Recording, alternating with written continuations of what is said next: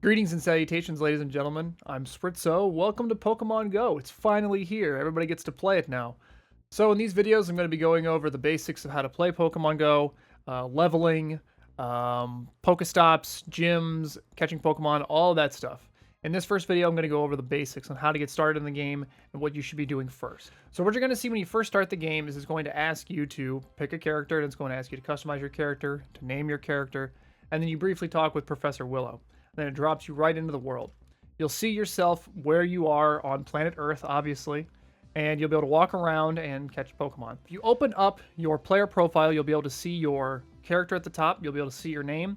Here on mine, you're going to see that I'm also on a team. I'm on Team Valor. Once you're level 5 and you go to a gym, it'll ask you if you want to join a team, the one of 3 teams. So you're going to see your player level, you're going to see your experience, you're going to see how much currency you have. At the bottom, you're going to see all of your achievements. I'm going to open one achievement here for Jogger. I've jogged 2.5 kilometers out of 10. Once I reach 10, I'll get a medal for it, and it'll give me the achievement.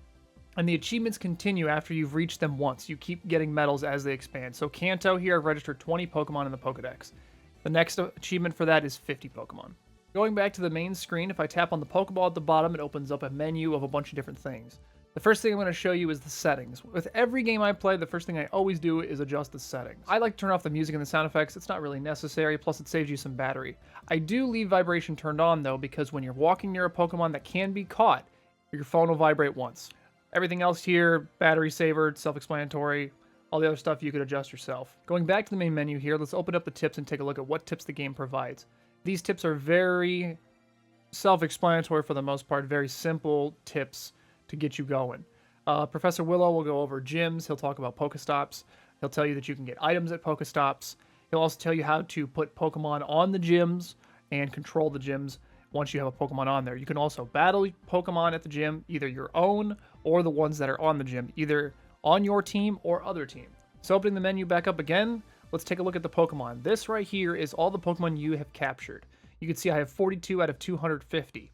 You can increase the maximum number of Pokemon you can carry by buying the Pokemon storage upgrade in the store. At the bottom right, there's a button that has a little clock on it, a little clock icon.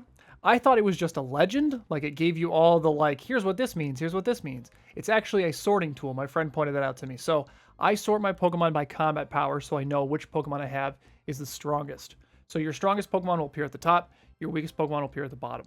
Going back to the main menu, let's open up the shop and see what things you can buy using real money. So here in the shop, I have 2 Pokemon in gyms right now. At the top right, there's a little shield that shows you how many Pokemon you currently have sitting at gyms somewhere out in the world.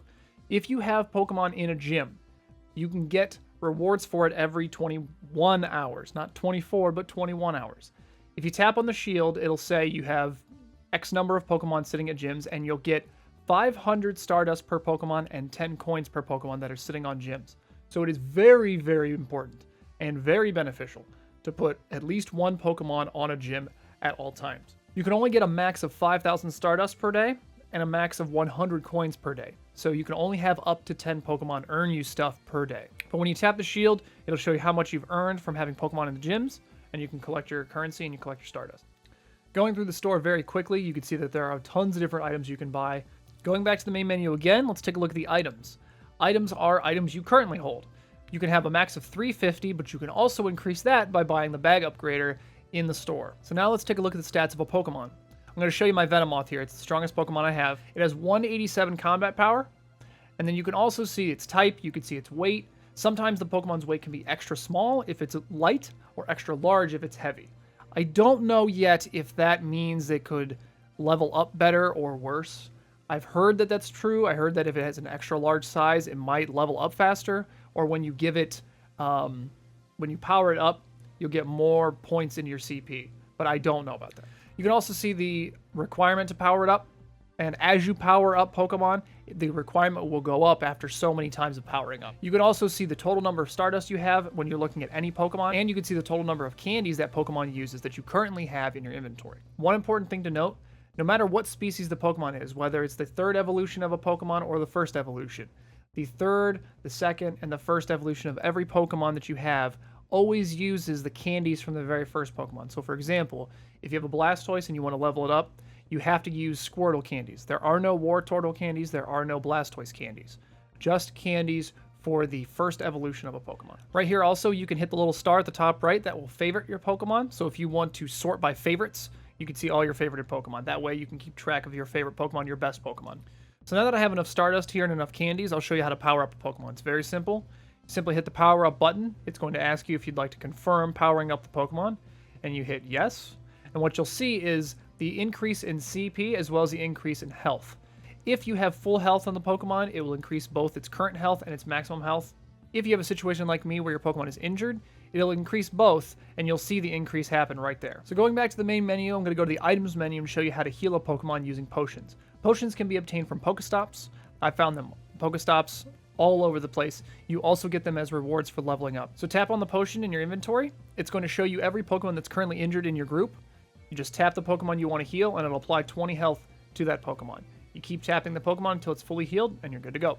The very last thing I want to go over, so I don't make this video too long, is finding a Pokemon near you. At the bottom right, when you're in the main world screen, you're going to see 3 Pokemon in a tiny little white tab. If you tap on the tab, you're going to see up to 9 Pokemon that are in your vicinity. If a Pokemon has 1 footprint underneath it, it's the closest it can be to you other than 0 footprints. If a Pokemon has 0 footprints, that means you can catch it at that point. It's inside your radius. The more footprints it has, the farther away the Pokemon is. Also, if you tap on an individual Pokemon in the group of 9, it'll isolate just looking for that Pokemon. When you close that window, at the bottom right, you'll see just that Pokemon and how many footsteps it is away from you. So as you move further or move closer, it'll go up or go down. All right, so that's all I've got for this Pokemon Go Basics guide. I'm going to have a lot of other stuff coming up. Leveling guides, Pokemon gyms, Pokestops, all of that good stuff. So please leave a comment, subscribe if you'd like. I heard the like button is broken. And I'll see you in the next video. That's the way it is.